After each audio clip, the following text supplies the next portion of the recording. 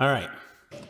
How's everything going? Everybody, the content good? Is it useful without being overbearing and too much minutia, right? The idea is to get you familiar with things, show you some of the new things. One of the things we're really excited about is a product that we've been developing pretty hot and heavy now for a couple of years called ICS360.Fusion. The goal with Fusion, so I've used a lot of tools to move data in the past, and everything has its strength and its weakness.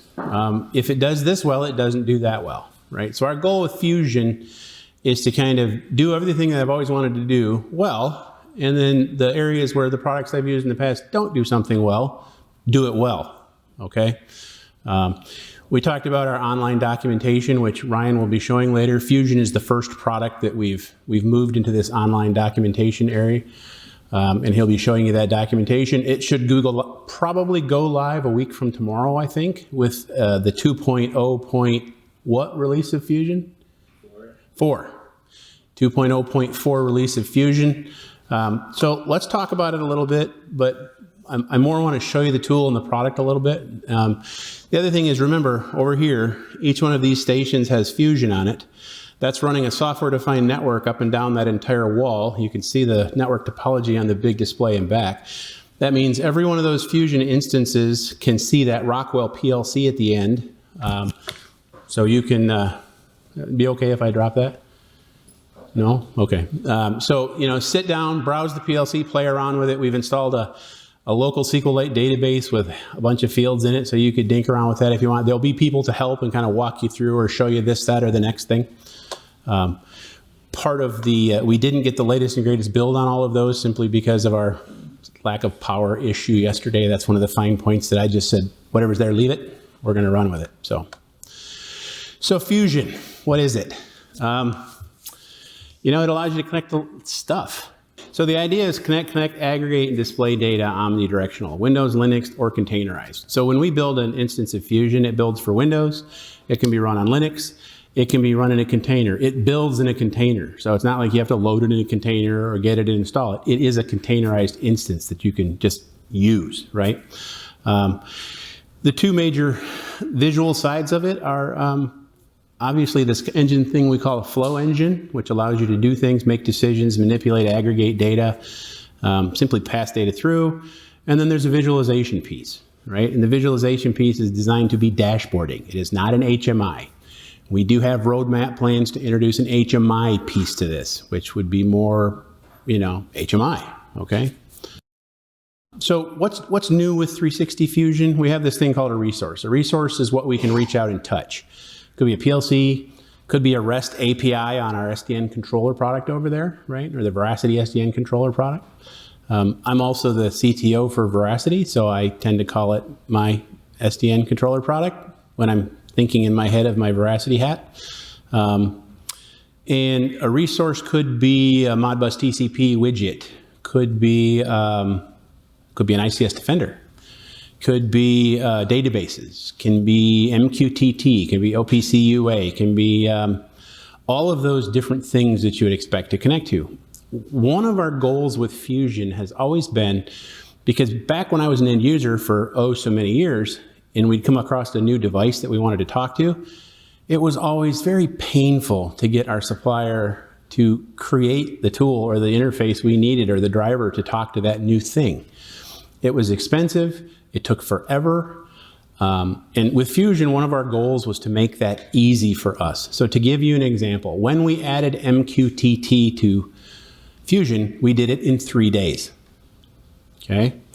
When we added Modbus TCP to Fusion, we did it in 2 weeks. And I will tell you, a week and a half of it was arguing about how the UI should look, right? Because we spent a lot of time on UI. Clay over here is our lead front-end UI guy, and he's got lots of ideas.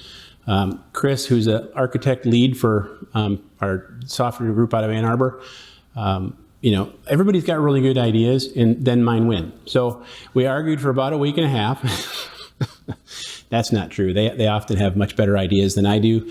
What I bring to the team is the fact that I spent 20, 25 years on the plant floor, and I know what those guys are going to do, what they're going to want to do. To give you an example, my guys hate it when I test our software. They hate it. Not because I don't do a good job, it's because I will break it. It's inevitable. It's going to happen. And I'm going to break it in a way where they look at me with like a, why did you try that? I said, I don't know. Why can you put peanut butter in the front of a VCR? Because there's an opening and you can't. Right? I spent a lot of time on the plant floor. And those of you guys that have been on the plant floor understand somebody will come up with something one time that nobody ever thought possible. And you would like, why in the world? Well, because you can. If there is a button, they will push it. If there's an opening, they will put something in it. If there is a knob, they will turn it. It's just going to happen. And I approach software testing when I do it that way. And so I inevitably run across use cases that the development team just shakes their head at, right? Flow operators. So within the context of flows, which I suppose I should bump back a screen, this on the left is a flow. Those are operators. Those operators allow you to do many, many, many things, right, within the context of Fusion. You can do something as simple as read data, write it to a PLC, 2 operators, right? Or you can do something like read data from this PLC, that PLC, this PLC, join them together in a join, aggregate them into a data set, take that data set and write it off to SQL Server, okay? While at the same time you send it over to the cloud API for something, or you send it to Azure database, okay? One of the new features that's pretty powerful that I'm going to show you is live flow debugging. One of the shortcomings of tools that I've used is as I'm creating what I want to do with data, it's really difficult to see what it looks like every step of the way. So as we debug a flow, we will be able to see its impact on the data in real time, nearly real time. That's the controls engineer in me. And as we move through the thing, as we're debugging it, we can see how that data changes and shapes and flows. So we don't have to come back later and go, oh, hey, it didn't work. Well, where's it broke, right? So we're going to show you that. Dashboarding layouts, when you do dashboards, right? The ability to morph dashboards into lots of different layouts and not have to redo all the content, right? So we have this thing called a widget repository. So any widget you create on any dashboard is available in the repository as you configured it wherever you configured it. So if I want to reuse it on a mobile display, I just drop it on the mobile display and it's already configured. It already looks, feels, and it's pretty how I want it with the colors I want, the fonts I want, the data I want. And lots of resource enhancements have been made. We've added a lot of functionality to resources. And as you can see, I'm usually way ahead of my slides. So I'm really not going to talk about that one because we already did. Flow operators, right? CSVs, JSON, being able to parse out JSON, read CSV files, read, write Excel files, talk to PLCs, all of those many, many things. Flow debugging. If only I had read my own slides, right? I could have kept up with them. Dashboarding layouts, I really did just talk through all my slides without talking through all my slides. That's amazing. Resource enhancements, and let's do a demo since I've already talked through all of my slides without actually using my slides. All right, one thing that we had to do was the wireless connectivity is extremely difficult, so unless every one of you wants to disconnect from wireless for me, I'm going to have to use the local systems we have over here. So you'll notice my white cable that will move before everybody gets up and moves around, but it actually connects me to that network so that I can get to PLCs, I can get to the SDN controller. I had other things I was going to show a little bit, like OPC UA, Modbus TCP, but all those devices are sitting on one of the dev labs at Dynics that if I could have VPN'd in there with any kind of speed whatsoever, I would have shown you all that connectivity as well. So we're going to stick with PLCs, databases, and the SDN controller. So let's talk a little bit about our resources. So all of our resources, they follow the same look and feel kind of when you configure them. The idea is once you learn how one works, you kind of know how they all work, right? So for example, if I look at this PLC right here, it's a Rockwell PLC, happens to be on the wire over there. So when you get a resource like this and you can talk to it, you can also explore it. So for example, this is giving me the live tags, controller tags, program tags in the PLC. I can do different things with the tags. I can read and write tags, right? So I could select all these and say read them and it'll go out and get values for me. This is pretty much an empty PLC at the moment. The other thing that it'll do is give me the ability to, instead of reading, so we've got one customer right now, in fact, who we just made some enhancements to the way this works because apparently web browsers don't like 400 megabyte chunks of data being thrown at them at once. Who knew? And we had a customer with 3.6 million tags in their PLC.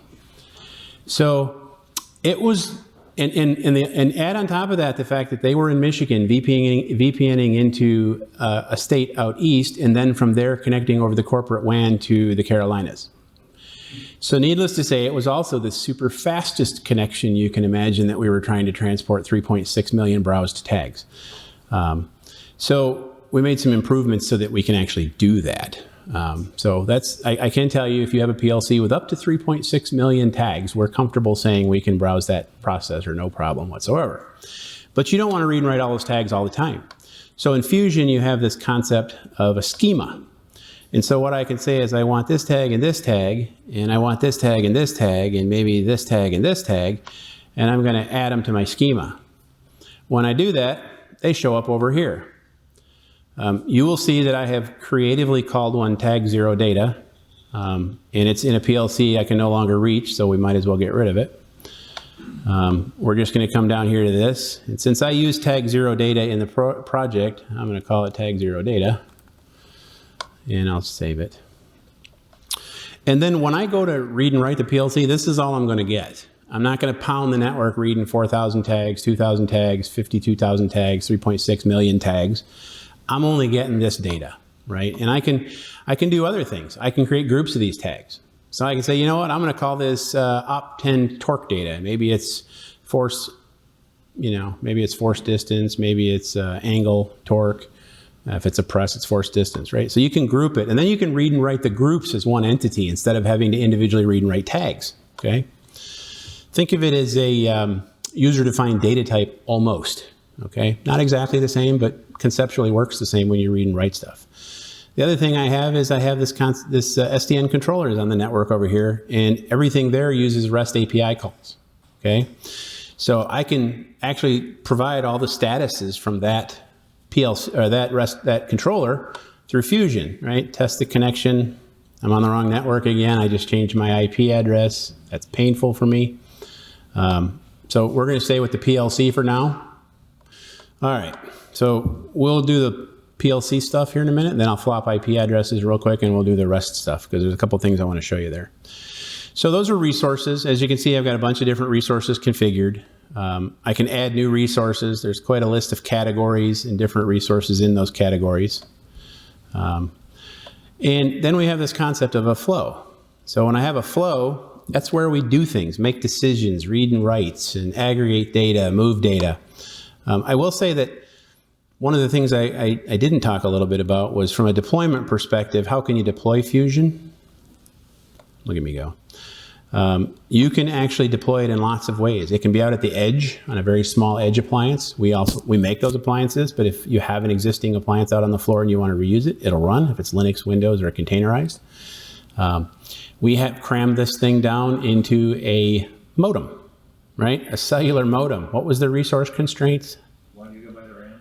Had a gig of RAM and like less than 300 meg of storage. Single core ARM processor. Yep, single core ARM, and we can fit Fusion in that little bitty window so that they can collect sensor data.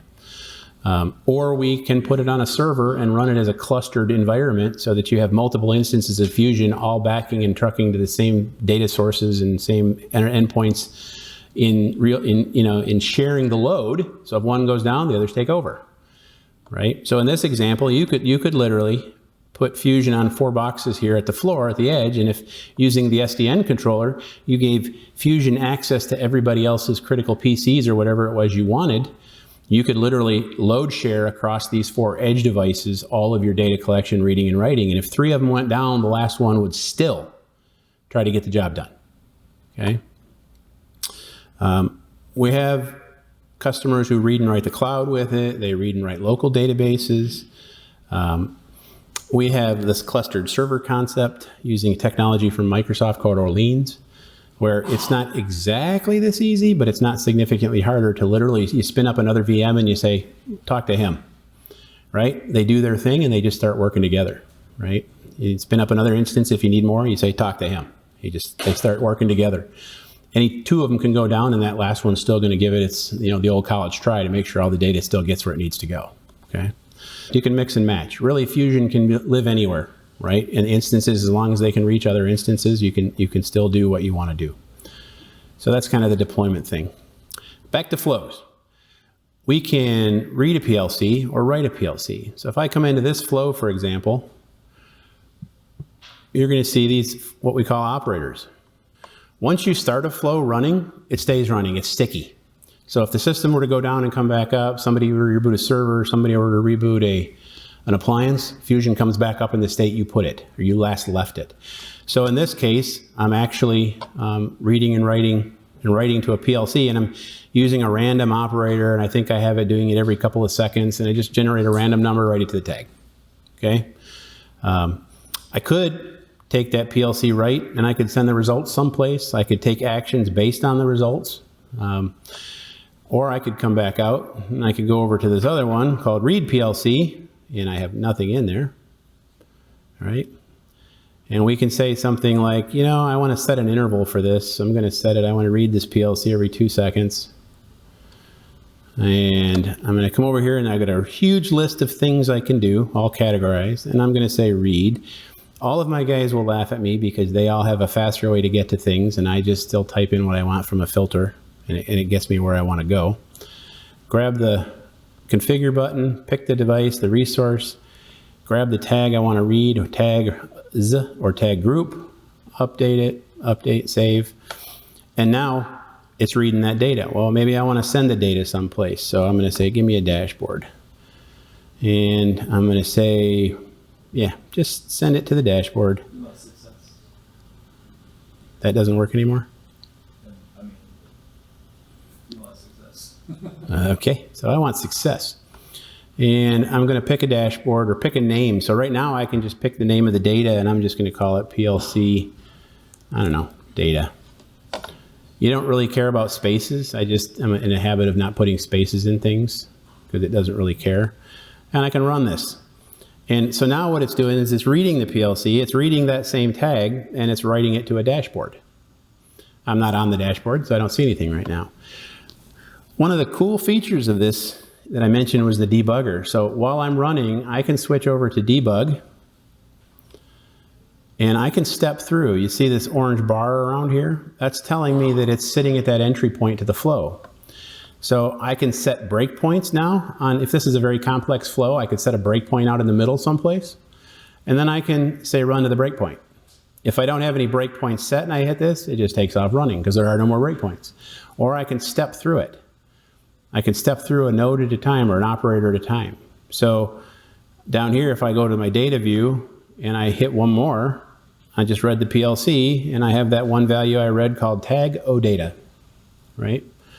And I can continue on, and I can just, I can just say, okay, good, I saw the data I wanted, it looks like what I wanted, life is good as I know it. So I can come back over to the flow. If I come over to my demo dashboard, and I come in here, and I want to see that data, I'm just going to be lazy and grab this thing just is bugging me mightily. If I grab a data table, I'll just grab the data table. One of the things that has always bothered me about configuring stuff on dashboards or the visualization side of stuff is you can't tell what it's looking like until you're all done and you say run. You're like, oh yeah, that's not what I wanted. With Fusion, it happens in the left as you do it. So I can say PLC data, and I can watch all the changes I make. Remember when I had that send to dashboard and I called it PLC data? Anything I send to this dashboard in the group of PLC data shows up as data. And I can actually watch the data on my dashboard item as I configure it, updating as it's happening. And I don't have to wonder what it's going to look like when it's done. I already know, right? And I can update, save my changes. But let's say I like to be a little fancier. I can come in here and say, do I want the header? Don't want the header. Do I want this to be searchable? So if it's a big table on my dashboard and I want somebody to be able to search for a particular op. One of the things that my friend TJ from McLean would have noticed is if I could have actually reached our server today, I would have had a whole bunch of stuff in this data table that would have looked a lot like machine names he has. Since he has that great big pile of machine names, it makes for easy demo, right? And you can search for things. The cool thing about Fusion is once you've gone through and modified things and set it up the way you like it, it's overriding this particular widget. Well, what I can say is, if I have a theme already defined, I can create a theme, right? I can save it as. So I can create a theme from scratch, and I can say, you know, my data table widgets, or format maybe. Right? So now I've created that, and in the version that's coming up, you can actually, once you create it, it just selects it, because you are going to always want to select it 99.9 times out of that. Right? And so now I've just created a resource. If I go back to my resources, I'm going to see a resource called, a theme resource called My Data Table Format. And I can go change anything I want in here, apply it to that resource. Anything else that uses that theme will automatically pick up all the changes I made to this one. So if I have 27 other data tables full of data in here that I want them all to be winter blue, so I changed the theme to winter blue, I just changed all 27 of them to winter blue. Right? You can stack themes. So you can have fonts, colors, formats, and stack them, and it'll actually stack the different themes in different orders. So there's a ton of flexibility there. I'm just going to close this because yes, it's grumping at me. So, and I can make it as big as I want, yes. And I can do a preview and kind of see what my table is going to look like. But even though I'm not showing the dashboard, I'm still in edit mode, I still see the data changing in my table. So if I was doing a SQL query against 100 things, I would see the SQL query every time it executed, this table would update. Okay? There's lots of different visual things you can do. I have this default is 1920 by 1080, but let's say I want more. I'm going to come over here, and I'm going to say add a layout. And if I edit my layout, I can say I want this to be mobile. And I can pick mobile from my list, and I can say, by default, we allow vertical scroll, because you know on your phone you can just kind of scroll forever. So what we're basically saying here is if you're showing this on your web browser on your phone, if somebody's watching the dashboard, let it scroll. Put as much junk on that page as you want. Right? So I'll confirm it. I'll save it. We can also do custom. So like that display in the far back there is a 4K custom display with resolution. So I could create a layout that fit that big screen. We have our half height stretch that people hang in the steel, which I can't remember the resolution, but it's half of 1920 by 1080. So now I've got this mobile layout, and if I scroll and move it, I can move it around, drag it around. I can zoom out. And you can see you've got this tall mobile layout. If I want my data, I go to the widget registry, grab my data table, drop it down here. And as you can see, it's already configured like I had it over on the other layout. Okay. So I don't have to do anything extra. I don't have to reconfigure it. I don't have to colorize it. I don't have to point it at the data source. It's just there. And I can drag and drop it 100 times in different formats and layouts. So that kind of gives you an idea of some of the things you can do with Fusion and the resources. So dashboards, elements, JSON stuff. One of the other things that we've been doing a lot of work to, and you'll see more of this coming up soon, is mapping and how to get, have you ever used a tool where you want to read JSON? Anybody? This is worth a ball if you tell me you've read JSON from something before. Anybody? Anybody at all read JSON? You get one, Dave. You get one. You interstates guys. I just have a lot of extra balls, so we're gonna do that. Over there, JT. Oops, sorry, JT. I just really wanted to throw something at Pat. So, who else haven't I thrown at anything today? TJ, I'm throwing one at you. Look at that. You see that throw? Spot on, man. That's ninja-like throwing right there. Sergio, a little high. A little high there. But I call that you, not me. So. All right. Alfonso, thanks for those. I am going to have a tremendous amount of fun with those. So, one of the things you do is if you look at JSON, right? It looks like this. So, I got JSON from something. Could have come over from a Ethernet scanner, right? Because they'll send TCP blobs of data with JSON messages in them sometimes. I don't want to have to try to figure out how to get out of this what I want out of this. So if I just copy it, and I go back to Fusion, if I can find Fusion, now I will tell you that I already copied it into this dataset object, so I have a static copy of the actual JSON. But if I want to configure this, I go to this parse, I say configure mapping, I just paste my JSON in. Now I've got a list of all the things in that JSON that I can just go through and pick them. And I just hit, I want this one, that one, this one, this one, this one. I didn't have to parse it. I didn't have to do a bunch of gobbledygook. I just get it. CSVs work the same way. We have a CSV parse block. You literally paste your CSV in there and you pick the field you want out of your CSV. You don't have to figure out crazy, complex ways to do it, right? And so when you do that, it parses it and throws it to a dashboard. So if this one's running, but let's do this. Let's just debug. And I'm sitting at my endpoint. And in this case, I'm just going to set a breakpoint here. And I'm going to say, run to my breakpoint. Okay. So you notice that line changed. So that's kind of telling me, okay, that's where your next breakpoint's at. It just hit it. If I look at my data, I'm going to see the data that came out of this parse, right? And I can expand that up a little bit. And I pulled out the names, the IPs, and over here, if I were able to see the scroll bar in this exploded, very zoomed in window, I would have one more called MAC address, right? The beautiful thing about having your development team in the room as you're live demoing this is I can see their minds going, hey, we should do something with that.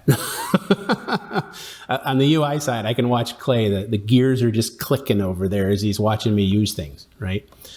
And I really close. And so, maybe I want to see what that data looks like before it gets to the parse. So I'll set another breakpoint and I'll just say run. It's going to come in here, hit the timer, timeout, go to the data set, and it's going to show me all this raw JSON. Right? One of the things that we're going to add in the future is the ability up here maybe to be able to say format as JSON, format as text, format as whatever, so that I can actually look at my raw data, and if I know what JSON is, I get an idea what it looks like. In this case, we're not quite there yet, but I can see that I got it all back, and I can say step to the next breakpoint. And so when I go here, again, I've moved ahead of it, so now I can see my parsed out data. But that's literally how fast it was for me to parse JSON data out of an object. It could be any object, right? I could grab it and drop it in there, parse it and get it. CSV files. We're going to do a similar thing we're working on right now with all the PLC stuff. So when you want to get PLC tags out of those tags that you're reading and writing, maybe you have, you put 50 tags in a tag group and it's all my torque tools from across 12 different PLCs. And you want to go into there and you want to grab this one, that one, this one, this one, and this one, and have them sucked out of all that data. You can do that with that. It'll be a very, very easy mapping. So that's kind of the flow concept in Fusion. And there's an awful lot of things you can do that I don't have time to talk about in here. Other resources that we have, this one I won't be able to get to right now, only because, I spun it up earlier. We have this Azure demo server we use for SQL. That's actually in the Azure cloud. Because as it sits there costing me money while we're not demoing things, I don't want that. So it actually spins itself down when there's been inactivity. So a lot of times I'll have to come in here and click connect, wait until it spins up, and then it connects. But in this instance, this is the database. So a SQL's database. So I can come over here and I can look at all the stuff that I'm not going to see on this Wi-Fi. Oh, there it is. Good. And I can see the tables, right? I can browse the tables in there and kind of get a look at that. I can see the views. And I can write any query I want. So I could just do something like select, star from dbo.build version. I have no idea what's in that one. And I can say, show me. And there's my snapshot that came back, right? If I'm not a SQL person, and get this thing out of my way yet again, I can just go here, go to table, pick that. I'm going to see all my fields, and it's going to execute the query as I design it in here. So if I say, you know what, I want database version, I want version date, modified date, where system information ID is equal to 1, right? So as I do that, the query is getting updated. Save it. There's the query. So now I have that query, and I can play around with it, execute it, modify it. The cool thing about these windows in here is it works like this on all the database type stuff, for example. It's basically VS Code, if you know what Microsoft VS Code is. So all the hotkeys, the searching, the shortcuts, all the cool things you can do in those VS Code editor windows for stuff, you can do a lot of that in here. So it's super handy.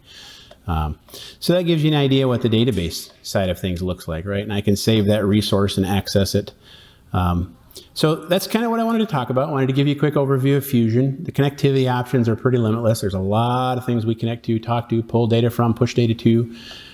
You don't have to write a bunch of code. You don't have to write a bunch of scripting. We are going to show you this cool idea we have for scripting in a little bit. Because when I wrap up here in exactly 1 minute, Chris is up, and we're going to kind of show you some of that coolness. He's going to show you some of the next gen stuff we're thinking about, right? The technology we're exploring to build into Fusion. And I'll bait you by saying, nobody from Interstates is allowed to answer these questions, by the way. Has anybody in the room used this chat GPT thing? You don't get to answer either, right? All the way back. Who else said that? All the way back. It gets noticeably worse the farther back you go. Up close, I'm dead on. That's not bad. Anybody else back there? Anybody else? Anything else? That was for you, Jared. All right. All right. So I'm gonna wrap up. Anybody have any questions on Fusion? Are there things that I can answer for you? There are some questions from the online audience. Okay. One of the questions is, can Fusion display a graph of changes in PLC sensor values over time? Yes. And how many OT protocols does Fusion support? A bunch. Yeah, your typical PLC stuff, Ethernet IP stuff, Siemens stuff, Modbus stuff, right, which covers your Omrons and your Ethernet IP stuff and Rockwell stuff and a bunch of your both sides of your Schneider stuff. We don't do what was that? We don't do a PSI, whatever that was, for Square D back in the day. But again, as I mentioned earlier, the cool thing about Fusion is we've designed it to be very extensible. It is not difficult for us to add additional protocols and resources very, very quickly. I didn't cover, a tenth of the resources that are available in there. Have you got unsolicited PLC traffic? We do not currently support unsolicited PLC traffic. It is a roadmap item. And as is the case in all instances when we have things on the roadmap, customers needing that feature for something, we can certainly adjust the roadmap, right? That's not something that is difficult for us to do, right? Everything you're seeing here is out of Ann Arbor, Michigan. So you don't have to deal with the guys over across the world, in wherever they might be, or the guys out in the Silicon Valley, or the guys that live down in wherever they might be. Everybody that has anything to do with Fusion, everything is focused around Ann Arbor, Michigan, or Dynics headquarters. Now, I have some remote developers, obviously, and they're in the room today. But by and large, everything goes through Ann Arbor, Michigan, and that's where we control the product. Anybody else? Who else thinks unsolicited would be super useful? Gotta have it. Yeah, you guys. So the problem is I wrote some of that. So I should have anticipated that question.